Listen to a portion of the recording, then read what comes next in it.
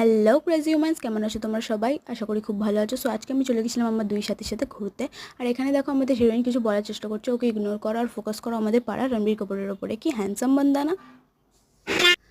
দেন স্টেশনে গিয়ে দেখি ট্রেনেও চলে এসেছিলো, তাই বেশি দেরি না করে আমরা ট্রেনে উঠে পড়ি। আর এখানে ট্রেনে উঠে আমি আর রোহান বিশাখাকে হাসানোর চেষ্টা করছিলাম যাতে ও জলটা খেতে না পারে।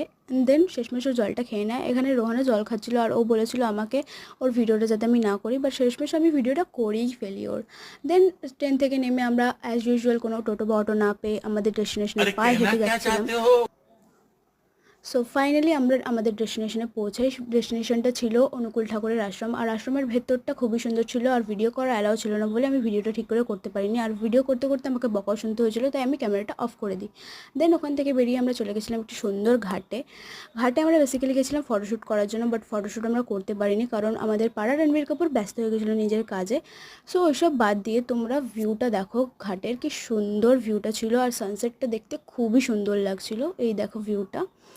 দেন ওখানে বসে আমরা গল্পগুজব করতে করতে যে কখন সময় কেটে গেছিলো আমরা জানিই না। দেন আমরা চলে এসেছিলাম বাড়িতে। সো ভিডিওটা ভালো লেগে থাকলে লাইক কমেন্ট শেয়ার করে দিও আর কমেন্ট করে দিও। বাই।